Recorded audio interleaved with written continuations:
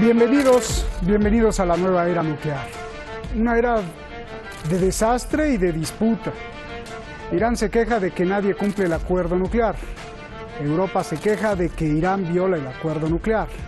Lo cierto es que había una vez un acuerdo y que Donald Trump lo abandonó. Y ahora los europeos, en sesión de emergencia, activan el mecanismo de disputa, que dicen es para revivir el acuerdo nuclear, pero más parece que es para darle la estocada final. ¿Por qué es tan importante lo nuclear en esta nueva era? Soy Roberto de la Madrid y desde aquí, desde Irán, donde ya no hay límites para enriquecer uranio, tal como lo informó el presidente, detrás de la razón.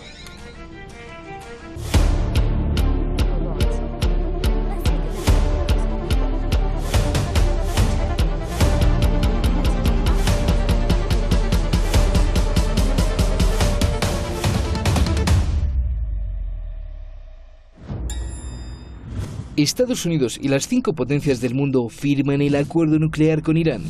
Le prometen levantar las sanciones a cambio de que nunca construya una bomba atómica. I would have never made that deal. One of the worst deals ever made. Never, ever. Llega Donald Trump y dice que el acuerdo nuclear tiene muchas fallas y que no controla nada.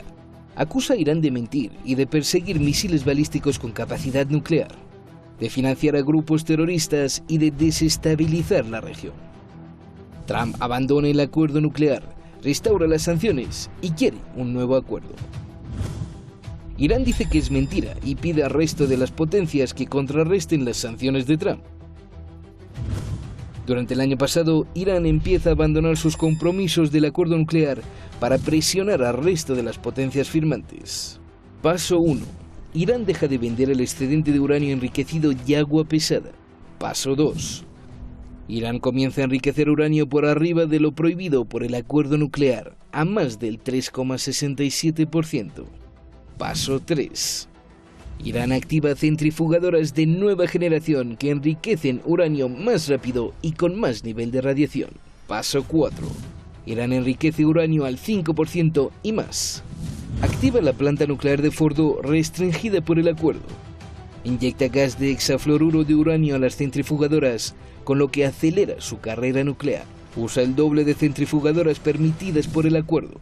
Y comienza la construcción de un nuevo reactor en Bushehr. Irán da el quinto y último paso. Con él puede enriquecer uranio al nivel radiactivo que quiera, la cantidad que quiera y con las centrifugadoras que quiera. Dice que si el resto no respeta el acuerdo, Irán tampoco cumplirá sus obligaciones.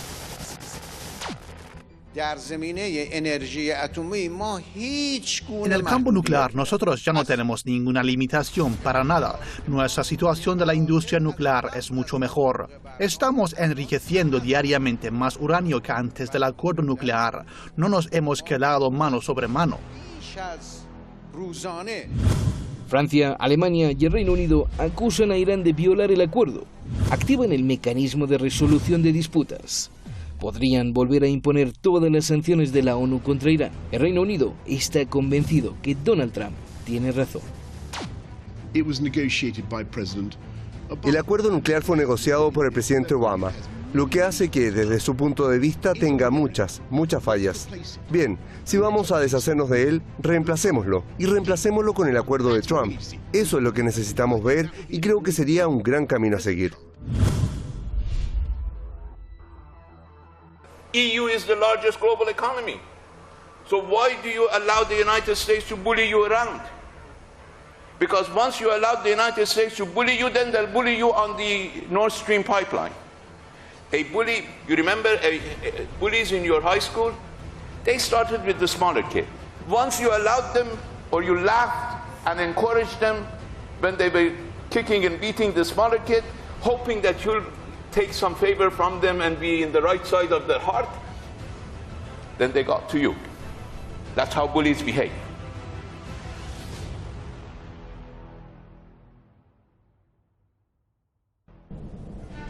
Se lo pusimos ahí como en una televisión pequeña porque sin duda parece telenovela, pero solo que aquí es la vida real porque se juega con energía nuclear y con sanciones contantes y sonantes de euros y sobre todo de dólares. Muchas gracias por todos sus comentarios, gracias por preocuparse por nuestro equipo después de esta crisis que acabamos de vivir. Y vamos directamente con nuestros analistas. Ella es periodista y analista especializada en Oriente Medio, África, analista internacional con especialidad además en temas de terrorismo. Beatriz Lluvero, gracias por estar aquí, un placer como siempre. Y tenemos al gran maestro, pensador, estudioso del pensamiento humano y con muchas obras publicadas, el profesor y catedrático Iñaki Gil de San Vicente, analista internacional allá en San Sebastián. Gracias.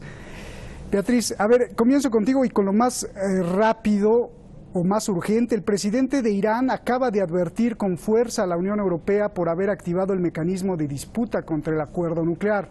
El presidente Rouhani dice que por ahora la vida de los soldados de Estados Unidos están en riesgo en la región, pero si Europa aplica sanciones por el acuerdo nuclear, entonces los soldados europeos estarán también en riesgo. ¿Qué contestaría o qué contesta Europa a esto, por favor?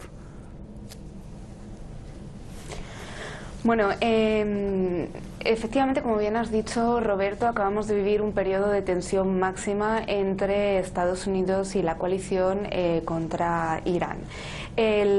Ahora mismo en el terreno en el que nos ubicamos y que al parecer es el que va a proseguir de aquí en adelante, el camino que ha tomado Donald Trump, que pasa por la guerra económica, nos lleva a pensar que básicamente lo que se va a llevar a cabo es intentar asfixiar a Irán de todas. Esto es algo contra lo que, digamos, Europa no está, hacia lo que Europa no está totalmente de acuerdo. De hecho, el alto representante de Naciones de la Unión Europea, Josep Borrell, se ha manifestado bastante cauto en este tema, diciendo que, bueno, él quiere reanudar de alguna forma los diálogos. De hecho, en el momento de máxima tensión, lo que hizo fue llamar inmediatamente al ministro de Exteriores Zarif para intentar rebajar el nivel de tensión. No obstante, nos encontramos con 3 países capitales, que son Reino Unido, Alemania y Francia, que son los que de alguna forma han liderado esta nueva carrera de sanciones contra Irán, precisamente por, como comentaremos en el programa hoy, esas filtraciones que se han producido en el Washington Post de que Trump ha amenazado directamente a todos los países de la Unión Europea que intenten de alguna forma mantener el acuerdo nuclear con Irán. Efectivamente son estos países, Francia, Reino Unido y Alemania, además los que se encuentran ahora mismo en una situación económica, digamos, más grave respecto a la situación económica que han vivido en el pasado. Hay que recordar que Alemania, por ejemplo, ha estado en un momento a punto de entrar en recesión técnica después de 2 trimestres consecutivos en pérdidas. Entonces, digamos que se abre un terreno bastante interesante en el ámbito de la política internacional, de las relaciones internacionales, con una Europa que no quiere decir que sí a todo lo que Trump imponga, pero que de alguna forma hay 3 países capitales dentro de la Unión Europea que están teniendo una posición totalmente sumisa y diciendo sí buena a Donald Trump. Pues sí, los amenazó con 25% de impuestos a los automóviles europeos si no activaban el mecanismo de disputa. Pero antes de entrar ahí, Iñaki, yo quiero que me digas tu lectura. Esto de los soldados estadounidenses en riesgo y los europeos podrían estar en riesgo si Europa hace un mal movimiento, dice Irán, dice ustedes también sufrirán. ¿Qué estaremos viendo?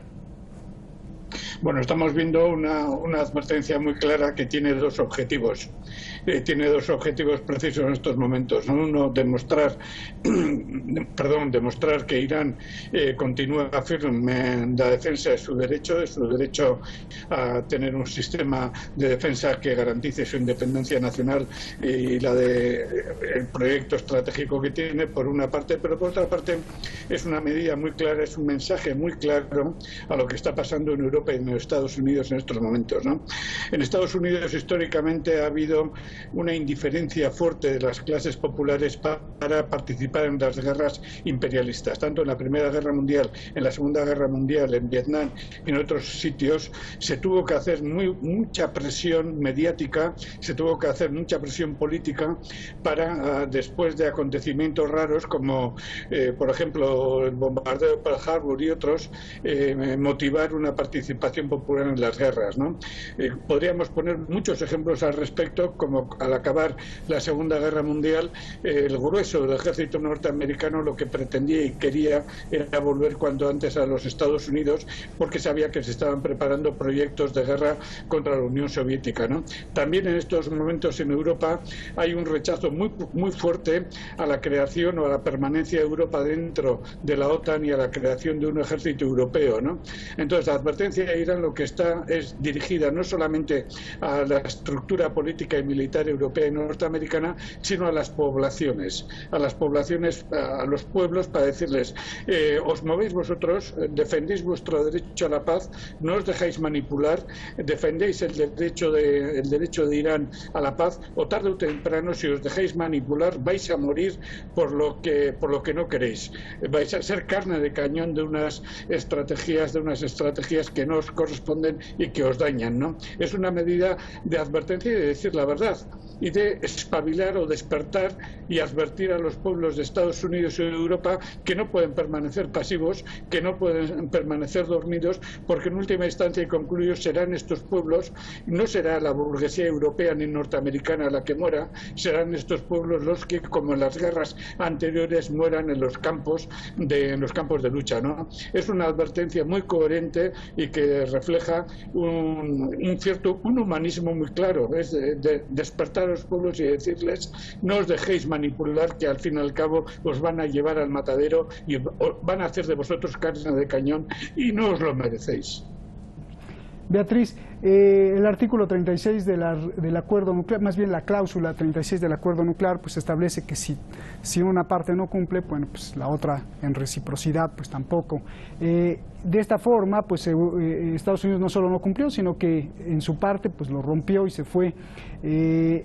Irán ha reducido entonces sus compromisos nucleares hasta dar el último y quinto paso, que es pues ya prácticamente no tener límites en nada. Europa pues se alarma. Yo te pregunto, ¿tienen razón los europeos de acusar a Irán de estar violando el acuerdo nuclear? Vamos a ver, para empezar, esto es un acuerdo que se firma durante la legislatura de Barack Obama y que posteriormente Trump deshace. Es decir, es Estados Unidos quien rompe el acuerdo, no Irán, como se suele decir en los medios, quien está violando el acuerdo nuclear. Es Estados Unidos quien, en primer lugar, no cumple el acuerdo nuclear, decide retirarse. ¿Por qué? Porque quiere un acuerdo nuclear a su medida, a la medida de los intereses de la nueva administración de Donald Trump. A partir de ahí se inicia una carrera mediática sin control alguno contra Irán, acusándole de crear una bomba, de tener un objetivo para crear una bomba nuclear, una bomba atómica. Sin embargo, las evidencias dicen todo lo contrario. Es decir, hasta ahora, hasta los últimos pasos que se han dado a cabo y que nos han dirigido hasta este escenario último de tensión máxima, Irán ha cumplido, según la Agencia Internacional de la Energía Atómica, con todos los preceptos dispuestos en el acuerdo, a pesar de que son los socios con los que ha firmado el acuerdo quienes no han cumplido. Es decir, durante todo este tiempo Irán ha seguido siendo sancionada, pese a que se supone en el pacto se iban a retirar las sanciones contra Irán. Por otro lado, además, se ha hablado de que Irán pretende tener una bomba con fines militares. Es decir, no es tan fácil tener una bomba nuclear. Para empezar, Irán, que podría haberlo hecho, es decir, anteriormente a la firma del acuerdo, Irán enriqueció uranio hasta el 17%. Hay que decir a los telespectadores que hasta el 20% es la fase más difícil para enriquecer uranio. Del 20 al 100% es la fase, digamos, más fácil, y el uranio, pues bueno, ya sí que puede tener otros fines nucleares. Ahora mismo Irán está enriqueciendo uranio al 5% y seguirá con ello, seguirá enriqueciendo uranio, dado que su otra parte, es decir, la otra parte contratante, no está respetando el acuerdo. Por lo tanto, Irán va a seguir enriqueciendo uranio. ¿Por qué? Porque necesita esa energía nuclear, pues bien para ser vendida en el extranjero, como lo está haciendo, y de alguna forma evadir así las sanciones que se le están imponiendo, para vender los excedentes de agua, para vender los excedentes de uranio, es decir, para otros muchos fines.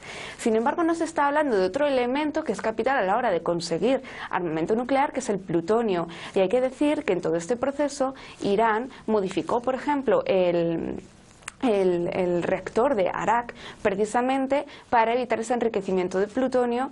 ¿Por qué? Porque no tiene unos objetivos militares, no tiene unos objetivos de crear una bomba nuclear. Es decir, Irán no es un país que en medio de la ubicación en donde está geoestratégicamente sea tan inconsciente como para crear una bomba nuclear cuando tiene alrededor bases llenas de armamento nuclear que en cualquier momento pueden ponerse en contra de él. Por lo tanto, creo que a nivel mediático sí que está habiendo una cierta confusión y se está acusando a un país como Irán de violar un tratado cuando realmente es en el año 2018 cuando Estados Unidos decide romper el acuerdo, seguir con las sanciones, pero no solo Estados Unidos, Europa y el resto de países que negocian con Estados Unidos, porque las sanciones no van solo en contra de Irán, van también en contra de todo aquel país que tenga un vínculo comercial con Irán y con Estados Unidos. Por lo tanto, es decir, señores, estamos intentando asfixiar a un país económicamente porque hay una administración que ha decidido que, bueno, que lo que se había firmado anteriormente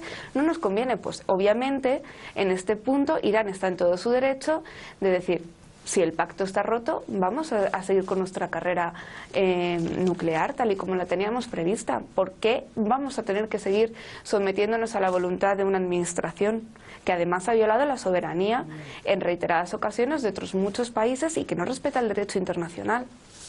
Me gustó lo del alimento nuclear, ¿no? Me imaginé unos pollitos nucleares con alimento nuclear. Muy buena explicación, gracias, Beatriz. A ver, Iñaki, ¿qué pasará si los europeos llevan el mecanismo hasta las últimas consecuencias y hacen que el Consejo de Seguridad de la ONU reimponga todo el peso de las sanciones mundiales contra Irán? Y lo digo porque he visto signos preocupantes. Por ejemplo, el Reino Unido, Francia y Alemania habían dicho que querían salvar el acuerdo nuclear, pero ahora veo a Boris Johnson diciendo que sí está convencido que el mejor paso sería el acuerdo de Trump. Y no solo eso, Rusia y China en los últimos días le han estado jalando las orejas a Irán diciendo que tiene que respetar el acuerdo nuclear. En vista de todos estos signos, yo te pregunto, ¿es imposible que veamos otra vez las sanciones de la ONU contra Irán? Y en dado caso, ¿qué pasaría? Bueno, no es imposible. Todo dependerá de la evolución de unos acontecimientos que son de una profundidad.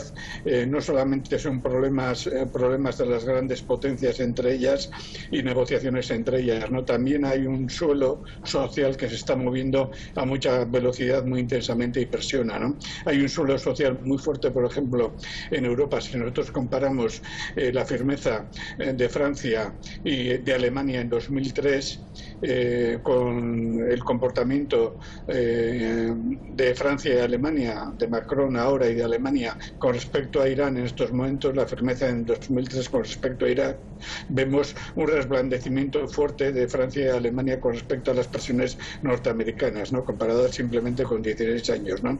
¿Qué está ocurriendo? También está ocurriendo un problema serio, y por eso he citado antes, he hablado antes de la sabia medida iraní de advertir a los pueblos de Europa y Norteamérica. Y es que Europa y en Norteamérica están siendo objeto internamente de unas contestaciones sociales, unos movimientos populares bastante fuertes. En la misma Francia, por ejemplo, las huelgas; en Alemania, los movimientos sindicales; dentro de Estados Unidos, el ascenso de luchas de muchas franjas sociales, etcétera, ¿no? Todo esto está llevando al poder en Europa y al poder en Norteamérica a pensar y que no solamente se tienen que enfrentar a Irán por el problema de la energía nuclear, sino que también tienen que avanzar en una dinámica de control mundial para estar en condiciones de sujetar internamente a las clases que se están rebelando internamente, ¿no? Cuando tienen que recurrir a un armamentismo, cuando tienen que multiplicar los gastos militares, cuando tienen que reducir salarios, cuando tienen que mantener las pensiones muy bajas, etcétera, tienen que buscar a la vez unos recursos externos, ¿no? ¿De dónde sacan esos recursos externos, pues en este caso con la cuestión del petróleo, la cuestión del gas y otras muchas cuestiones, las pueden sacar perfectamente de Oriente Medio, ¿no? Son estos factores de fondo los que están presionando más de lo que presionaban en 2003, ¿no? Entonces, llegando a esa circunstancia, no podemos descartar que se llegue a situación. Si analizamos también la situación en China y la situación en Rusia, vemos algo parecido, diferente, pero también parecido. Las medidas muy recientes en Rusia para llegar a una administración más eficaz, dando mucho más poder a Putin, ¿no? Los debates internos que hay dentro del Partido Comunista Chino y las movilizaciones y, digamos, el malestar social que hay dentro de China y en parte dentro de Rusia también plantean esas cuestiones. Y cuando una de las medidas de presión económica norteamericana contra Irán afecta directamente a las negociaciones y al trasiego de acero iraní hacia China, pues China tiene que mirar también su situación interna y el empeoramiento de la perspectiva económica mundial, ¿no? En todo este contexto, sí, y voy acabando, en todo este contexto sí se ven que existen condiciones más duras, condiciones más complejas que las de hace 16 años, cuando la guerra de Irak, y precisamente esto nos lleva a ser conscientes de que las posibilidades de un arreglo pacífico se están diluyendo, no porque los pueblos no las quieran, sino porque precisamente las clases ricas de Occidente van viendo que necesitan cada vez más presionar a Irán, y no solamente a Irán, sino presionar también a Irak y presionar a otros países, ¿no? Ya no hablamos solamente de Irán, hablamos de toda la región, ¿no? Yo creo que esto está en juego y por tanto sí vemos una tendencia al endurecimiento de las agresiones contra Irak, contra Irán, etcétera, etcétera. Bien, qué bueno que mencionaste eso de China, porque efectivamente China acaba de firmar un acuerdo con Estados Unidos, en donde ya las cosas pues ya se echaron para atrás ambos. En Rusia pues renunció todo el gobierno, dejando solo a Putin. O sea, sí hay muchos signos que pueden, como dices, afectar. A ver, Beatriz, ¿querías decir algo antes de que te pregunte, por favor? Sí, me gustaría puntualizar, efectivamente estoy totalmente de acuerdo con el profesor, pero además creo que hay un trasfondo económico muy importante que tenemos que tratar aquí, y es que, por ejemplo, nos encontramos con Reino Unido con una caída del 0,3% del PIB, con Alemania a punto de entrar en recesión técnica hace unos meses, y con Francia con una inflación de 0,9%. Datos que antes no se habían visto. Además, influye la guerra comercial que se ha producido durante todo este tiempo, sostenido el año pasado entre Estados Unidos y China. Algo que ha repercutido en las bolsas de todo el mundo, y además con un escenario pre-Brexit que por supuesto obviamente va a desgranar o va a provocar una desaceleración económica importante en Europa. Es de ahí la razón por la que Boris Johnson está adoptando esa postura de Trump, que amigos somos, yo te apoyo en todo esto. Pero es que además, en este contexto de máxima tensión que hemos vivido estos días previos, tenemos a una Unión Europea que dice, ojo, nosotros no podemos ir a un conflicto, no podemos ir a una guerra, primero por la situación que tenemos actualmente con la OTAN, porque es verdad que muchos países están planteándose ya, como bien hemos comentado antes, que a lo mejor no necesitamos una OTAN, sino necesitamos más bien un eurocuerpo, mecanismos que ya están en marcha, por cierto. Y por otro lado tenemos al secretario de Naciones Unidas, Antonio Guterres, diciendo que no nos podemos permitir, el mundo hoy en día no se puede permitir ahora mismo una tercera guerra del Golfo. Ante esta situación de máxima tensión tenemos a un presidente que es Donald Trump, que tuitea compulsivamente, que además está sumergido en un proceso de impeachment que le da exactamente lo mismo, y que decide enviar sin previa consulta al Congreso estadounidense a 3.500 soldados a Oriente Medio, y estuvo a un paso de iniciar un conflicto que podría haber desencadenado una guerra de unas dimensiones que no nos imaginamos.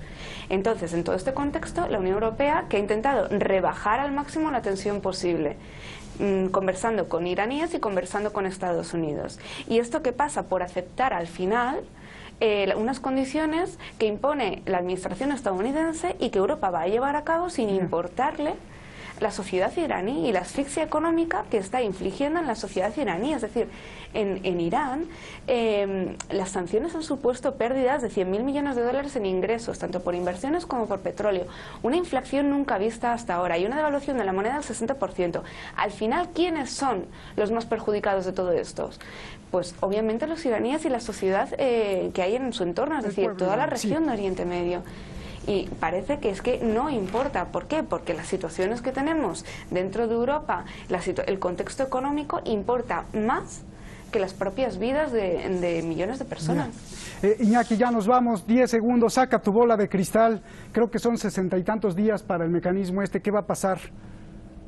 Bueno, yo creo que la situación irá poquito a poquito deteriorándose y de vez en cuando harán algunos esfuerzos, sobre todo partidos y presiones políticas de partidos europeos presionando a sus gobiernos para que intenten dar periodos, digamos, de alargamiento. No me extrañaría nada que por dentro, ya de hecho hay algunos comentarios de funcionarios de Bruselas y funcionarios de la Unión Europea que son los que saben, aparte de las grandes declaraciones oficiales, de que Irán no quiere un endurecimiento, de que en Europa no se busca un endurecimiento y que irán buscando alargar esta situación. Bien. ¿Por qué? Porque es como el juego de los niños de que tienen que echar una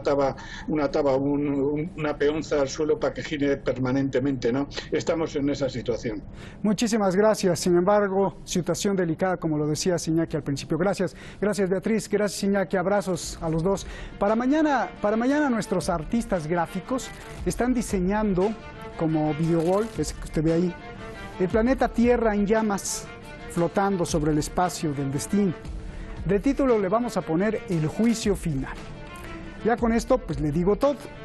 Hablaremos mañana del juicio que enfrenta Donald Trump, o más bien, el juicio que enfrenta el planeta. Y por eso lo pusimos en llamas, porque lo del impeachment es lo de menos. Lo demás, lo que importa, es el gobierno que reina más allá de Donald Trump, de Macrones o de Putines, Vladimires, claro. Más allá de McDonald's o del petróleo, lo que importa y urge hoy es el reino de la corrupción e impunidad que cada vez más se apodera de todo, incluso de los plutócratas. Mañana los espero. Buenas noches.